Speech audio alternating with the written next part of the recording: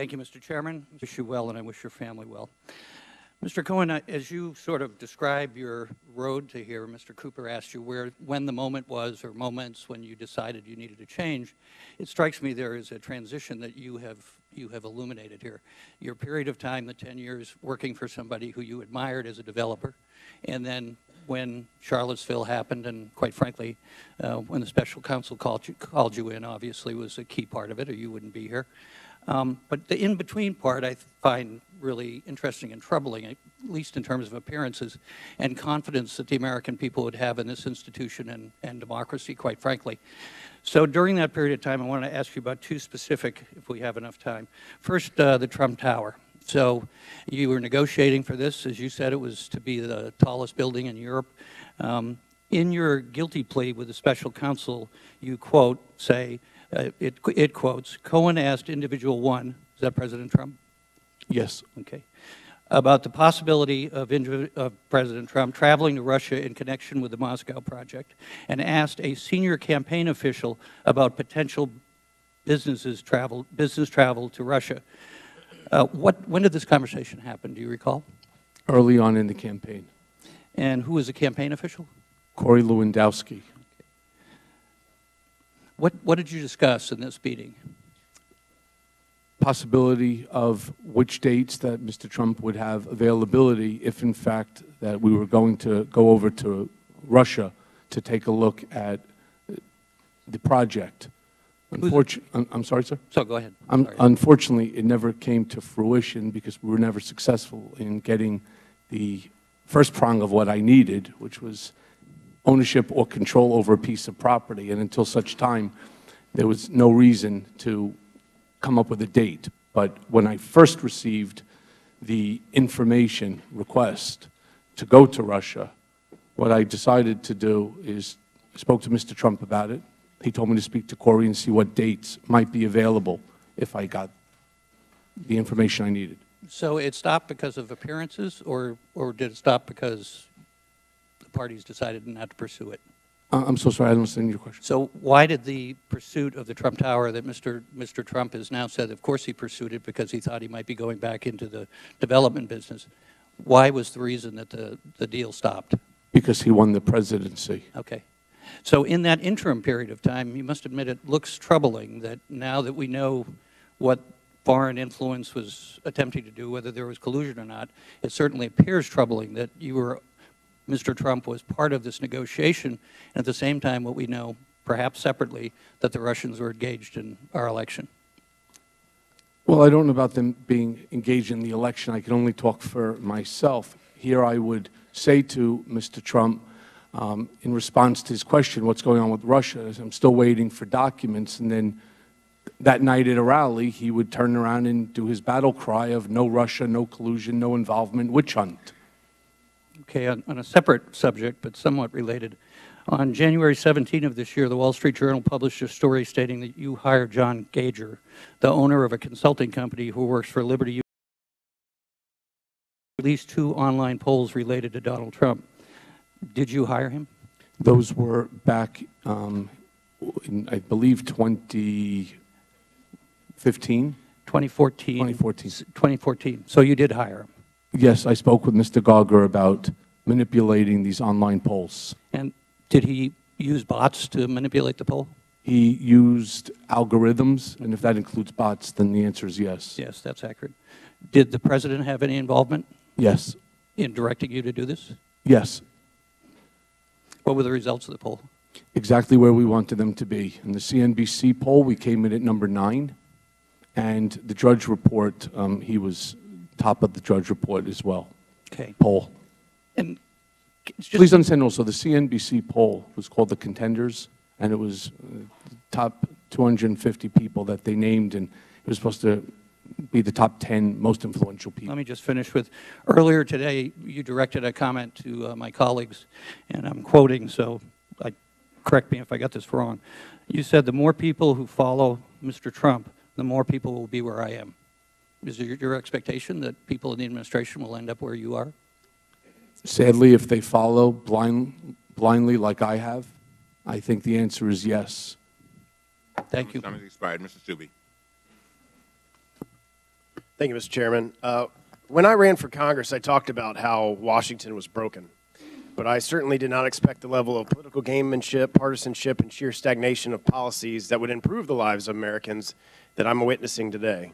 It is terribly disappointing to me that this committee and its chairman chose to spend our time in questioning an individual that has zero probative value and zero credibility, instead of spending our limited time focusing on improving the lives of Americans, creating jobs, or streamlining the functioning of our federal government.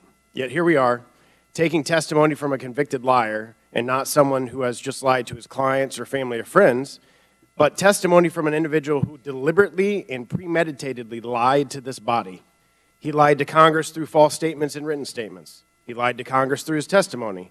He then amplified his false statements by releasing and repeating his lies to the public, including the other potential witnesses. Yet now, we on this committee and the American people are expected to believe Mr. Cohen's testimony. That would believe anything Mr. Cohen says given his past actions and lies. Mr. Cohen, you stood before multiple congressional committees before today and raised your right hand and swore an oath to be honest. Is that correct? That is correct. And you lied to those congressional committees. Is that correct? Previously? Correct. Yes, sir. You stated that Trump never directed you to lie to Congress. Is that correct? That's correct. Therefore, you lied to Congress on your own accord and then admitted to lying to Congress. Correct? I've already stated my piece on that. I knew what he wanted me to do. I was staying on party line. But he never directed you to lie to Congress. He did not use those words, no. In your evidence that you provided this committee a mere 2 hours before the hearing started, were payments made to you by Mr. Trump, correct? Amongst other things, yes. Yet other than your testimony here today, there is absolutely no proof that those specific payments were for those specific purposes. Is that correct? It's my testimony that the check that I produced as part of this testimony, the $35,000, and then the second check that's signed by Alan Weisselberg and Don Trump Jr., were two checks out of the 11 that were meant for the reimbursement of the hush money payment to Stormy Daniels. So in your testimony on page 13, you claim, and I quote, Mr. Trump directed me to use my own personal funds from a home equity line of credit to avoid any money being tracked back to him that could negatively impact his campaign. Do you have any proof of this direction? Just the payment, sir. So no email? Mr. Trump doesn't have email. So no recording? I do not have recordings, no. No text message? Mr. Trump doesn't text message. So no direction other than your testimony today that that's what the payment was for? And the fact that I paid on his behalf the money to Keith Davidson's IOLA account. You're right, there's no other documentation I have.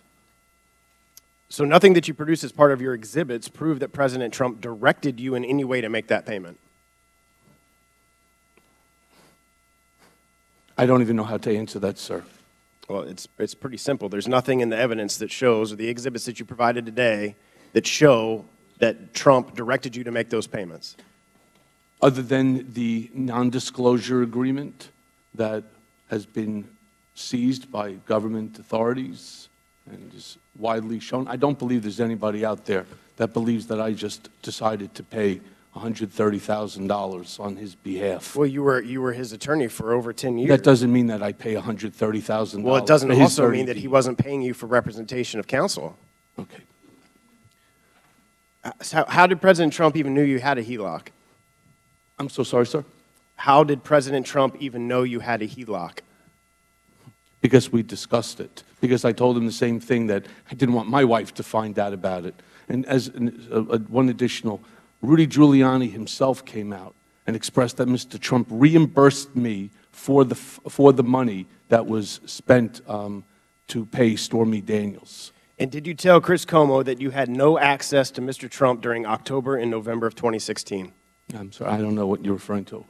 Your interview with Chris Cuomo. I would need to see the document. Did you also tell Chris Cuomo that you made these payments without telling Mr. Trump because you wanted to protect Mr. Trump? And I was protecting Mr. Trump. And you told him that you made these payments without telling him? When I said that, if that's what I said to Chris Cuomo, yes, that was my line. And if this unsupported claim was true, then it would be part of an ongoing investigation as evidence of a crime, and the Department of Justice would not let you discuss it during your testimony here today. Is that correct? I don't know. Gentleman's time has expired. Did you answer? Yes, I did want to say one last thing. Not only did I lie to the American people, I lied to the First Lady. When the President called me and I was sitting in a car with a friend of mine, and he had me speak to her and explain to the First Lady. So the answer is you're not accurate, and I don't feel good about any of this, and this was not my intention. Ms. Lawrence. Sorry. Thank you, Mr. Chairman. I just want to put on the record, as being a Black American and having endured the public comments of racism from the sitting president, as being a Black person, I can only imagine what's being said in private. And to prop up one member of our entire race of Black people and say that that nullifies that is totally insulting. And in this environment of expecting a president to be inclusive and to look at his administration speaks volume. So I have some questions. I want to talk to you about this intimidation of witness. Mr. Cohen, you were initially scheduled to testify before the House Oversight Committee on February the 7th, but your legal team delayed your testimony, quoting, ongoing threats against your family from the president and Attorney Giuliani. Is that correct? Yes, ma'am. And then on November 29th, after you admitted that the president's negotiations over a real estate project in Russia continue well through the summer before the 2016 election, President Trump called you, quote, a weak person and accused you of lying. And then on December 16th, after 2018, after you disclosed that it was the president who directed you to arrange hush money payments to Stormy Daniels and Karen McDougal to conceal his extramarital affairs, he called you, the president of the United States, a rat. Mr. Cohen, why do you feel or believe that the president is repeatedly attacking you? You are stating that you feel intimidated, asking us to protect you, following your cooperation with the law enforcement. When you have access to 60+ million people that follow you on social media, and you have the ability within which to spark some action by individuals that follow him, and from his own words that he can walk down Fifth Avenue, shoot someone, and get away with it. It's never comfortable when the President of the United States... What do you think he can do to you? A lot, and it's not just him. It's those people that follow him in his rhetoric. What is a lot? I don't know. I don't walk with my wife if we go to a restaurant or we go somewhere. I don't walk with my children. I make them go before me because I have fear, and it's the same fear that I had before when he initially decided to drop that tweet in my cell phone. I receive some, and I'm sure you'll understand, I receive some tweets, I receive some Facebook Messenger, all sorts of social media attacks upon me, whether it's the private direct message that I've had to turn over to the Secret Service because they are the most vile, disgusting statements that anyone can never receive, and when it starts to affect your children, that's when it really affects you. On January 20th, 2019, Mr. Giuliani called your father-in-law, quote, a criminal, and said that he may have ties to organized crime. Mr. Cohen, do you believe that the president, Mr. Giuliani, publicly targeted your father-in-law as an effort to intimidate you? Can you elaborate? Why is your father-in-law being pulled into this? I don't know the answer to that. My father-in-law was in the clothing business, came to this country because they, in the 1972-73, the expulsion of Jews from the Ukraine. He came here to this country. He worked hard, and he's now enjoying his retirement. Never in my life did I think that Mr. Trump would do something so disgraceful. And he's attacking him because he knows I care about my family. And to hurt me, he's trying to hurt them. Interestingly enough, my father-in-law is biggest investments happen to be in a Trump property. So it just doesn't make any sense to me. I want to be clear, any efforts to prevent a witness from testifying in front of Congress is against the law. I want to be real clear about that. And as the chairman has said, retaliating against witnesses and threatening their families and members is a textbook mob tactic that does not benefit the President of the United States or this country. And I want to be on the record, this hearing is not about discrediting the President. It's about the oath of office that we take as members of Congress to have checks and balances and to meet the laws and the policies of this country to serve. Thank you, and I yield back. Mr. Roy. Mr. Cohen, I too want to offer my heartfelt thoughts for your family and what they're going through. I know it's tough, and for your time here today, I know it's tough for you to stand here in front of this committee. The chairman suggested you volunteered to come here. You testified that you were asked to come here. Is it correct you were asked to come here, yes or no? Yes. The combined total of the crimes for which you were sentenced would bring a maximum of 70 years, yes or no? Yes. Yet you are going to prison for 3 years, yes or no? Yes. The prosecutors of the Southern District of New York say to secure loans, Cohen falsely understated the amount of debt he was carrying and omitted information from his personal financial statements to induce a bank to lend on incomplete information. You told my colleague here today that you did not commit bank fraud. Not parsing different statutes, which I understand could be. I want for clarity, are you or are you not guilty of making false statements to a financial institution, yes or no? Yes, I pled guilty. You said clearly to Mr. Cloud and Mr. Jordan that the Southern District of New York lawyers were being untruthful in characterizing your desire to work in the administration. Do you say again that the lawyers of the Southern District of New York are being untruthful in making that characterization, yes or no? I'm saying that's not accurate. Okay, so you're saying they're being untruthful in what they wrote. I'm not using the word untruthful. That's yours. I'm saying that that's not accurate. I did not want a role or a title in the administration. I'm sure the lawyers... I got the title that I wanted. I'm sure the lawyers of the SDNY appreciate that distinction. Question, you testified today you have never been to Prague and have never been to the Czech Republic. Do you stand behind that statement? Yes, I do. I offer into the record an article in known conservative news magazine Mother Jones by David Cohen, in which he says he reviewed his notes from a phone call with Mr. Cohen, that Mr. Cohen said, quote, I haven't been to Prague in 14 years. I was in Prague for one afternoon 14 years ago, end quote. Question, you, as my friend Mr. Armstrong rightly inquired, offered to the committee taped information involving clients with the bat of an eye. Do you stand behind that, yes or no? I'm sorry. I don't understand. You said it so fast. You, as my friend Mr. Armstrong rightly inquired, offered to this committee taped information involving your clients with the bat of an eye. Do you stand behind that offer? If the chairman asks me, and I'll take it under advisement now, and it's not a problem in terms of attorney-client privilege, yes, I will turn it over. You, as my friend Mr. Meadows pointed out, misled this committee even today in a written submission that contradicted your testimony. You have suggested you are going to review that. Are you going to review it in our next break to correct the record, yes or no? Yes. Question, you helped out the president's campaign or were involved in the campaign as a representative, as a spokesman, even in your words today. It was your idea for the campaign dating back to 2011. Is that accurate, yes or no? Yes. 2011 is a year that sticks in my head. For it's the year my daughter was born, and it was the year I was diagnosed with cancer. I was not then pushing for Donald Trump to be president. I was fighting cancer. Even in 2016, I was publicly backing a certain Republican from Texas. Some might guess who it was. But you were all in. And you either wanted Donald Trump to be your president because it would be good for the country, or you did it for your own personal advancement, or both. Sort of the two options.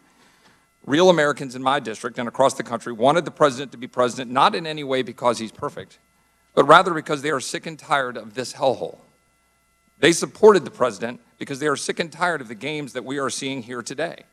They are sick and tired of politicians who refuse to secure the border, balance our budget, restore health care freedom, and then get the hell out of their way so they can lead their life.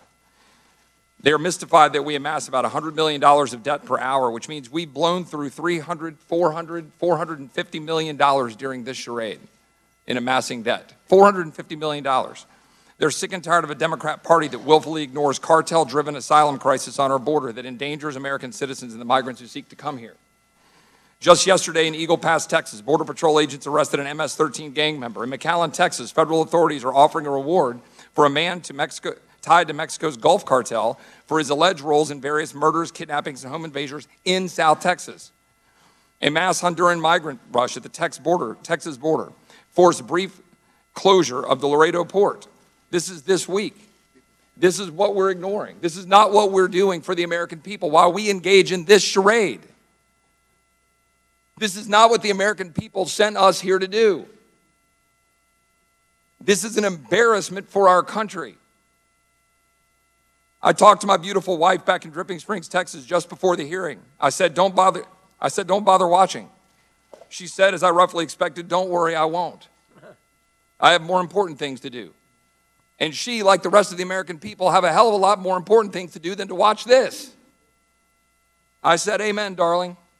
I can't help but think that is what the majority of the American people are thinking while watching this unbelievable circus.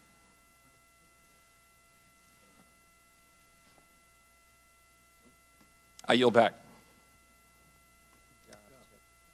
Ms. Plaskett. Thank you, Mr. Chairman. I've got a lot to do as well.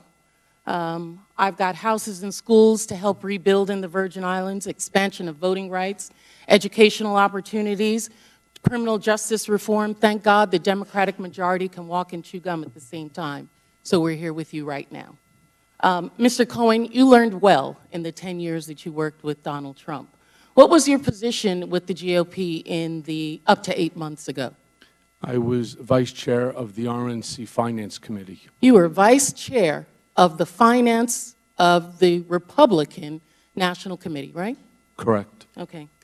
I do want to say I was a Democrat until Steve Wynn found out I was a Democrat and made me switch parties. That would be Said a it smart wasn't thing right to for do. a Democrat to be the vice chair. Good. Let's get to it. I only have a little bit of time. On behalf of the many members here who have expressed to your family, our apologies to your family, but I want to apologize for the inappropriate comments and tweets that have been made by other members of this body. And as a former prosecutor and as former counsel on House ethics, I think that at the very least there should be a referral to the Ethics Committee of witness intimidation or tampering under USC 1512 of my colleague Matt Gaetz, and it may be possibly him being referred for a criminal prosecution. So I want to put that on the record. On May 2nd, 2018, the President's personal attorney, Rudy Giuliani, who was his personal attorney like you, appeared on Fox News and referred to the President's reimbursement to you for the $130 payment for Stephanie Clifford as part of a retainer. And on May 3rd, 2018, one day after Mr. Giuliani's appearance, the President tweeted, and I quote, "Mr. Cohen, an attorney, received a monthly retainer not from the campaign and having nothing to do with the campaign from which he entered into through reimbursement, a private contract between two parties known as a non-disclosure agreement, or NDA. The Office of Government Ethics, which is the agency which the federal government with responsibility over what the President needs to report publicly about his assets, was puzzled by this, it seems, and they were skeptical that a retainer was actually in place and asked to see the retainer agreement on call of May 8th with the President. The President's personal counsel, Sherry Dillon, replied that she would, and I quote, "not permit OGE staff to read the agreement because it is privileged." Ms. Dillon would not even let OGE staff come to her office to review the retainer agreement. Mr. Cohen, in a court filing made in August of last year, federal prosecutors stated that, quote, "in truth and in fact, there was no such retainer agreement." Mr. Cohen, did you ever have a retainer agreement in place with the President for the payment to Ms. Clifford? No. So was Mr. Giuliani's statement inaccurate? Yes. Was Ms. Dillon's statement about the retainer agreement inaccurate?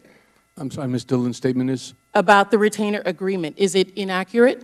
And her statement is what? And her statement to them was, quote, "not to permit OGE staff to read the agreement because it is privileged." There was no agreement. And is the President's tweet or his statement accurate?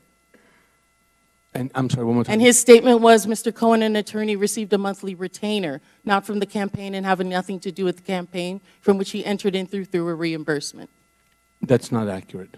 You've mentioned some individuals to my colleague from New York, Ms. Connolly, and also in your testimony about Mr. Weisenberg and other individuals, Ms. Rona. Who are those individuals? Are they with the Trump Organization? They and are. Are there other people that we should be meeting with? So Alan Weisselberg is the chief financial officer. Uh-huh. The You got to Trump quickly give us Organization. as many names as you can so we can get to them. Yes, ma'am. Is Ms. Rona, what is Ms. Rona's position? Rona Graff is Mr. Trump's executive assistant. And would she be able to corroborate many of the statements that you've made here? Yes, her office is directly next to his, and she's involved in a lot that went on. Okay, Mr. Cohen, when the president's lawyers were having the discussions with the Office of Government Ethics in 2018, did they reach out to you to talk with you about these payments? No, ma'am. And what did you share anything with them otherwise in any other conversation? I do not recall, no. Can the committee obtain more information about these facts by obtaining testimony and documents from the White House, the Trump Organization, and the president's attorneys? I believe so. Mr. Chair, I think that those are the individuals that we should be speaking with, and I yield back at this time. Committee will now stand in recess again. We will come back. Listen up, 35 minutes after the last vote begins. So for Mr. Cohen, we're talking about probably about an hour or so. All right. So much. Michael, you're a good person.